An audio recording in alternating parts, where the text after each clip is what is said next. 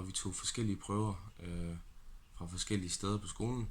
Det var blandt andet dørhåndtag, bordplader, toiletbrættet, vandhaner, telefoner osv.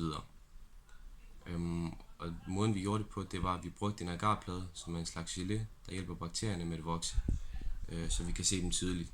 Efter vi så ventede nogle dage, jeg tror det var en uge, så fik vi resultaterne, og ja, bakterierne de voksede i små kolonier på pladerne.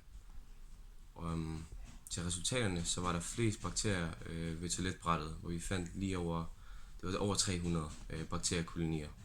Og til sammenligning var der næsten ingen på bordene. Jeg tror kun der var sådan 11 på bordene. Så ja, der var i hvert fald meget mindre. Og så, når vi snakker om bakterier, bruger vi ord som kolonidannelse, som er små grupper af bakterier, der vokser sammen. Og mikroorganismer, som er bitte små organismer, der kun kan ses i et mikroskop. Og for at opsummere, så er celler grundlaget for alt liv, både bakterier og også mennesker. Og vores forsøg, det viste, hvor bakterier er mest udbredte på skolen, og at det var toiletbrættet. Og ved at forstå celler og bakteriernes adfærd, kan vi blive bedre til at holde vores omgivelser rene og sikre.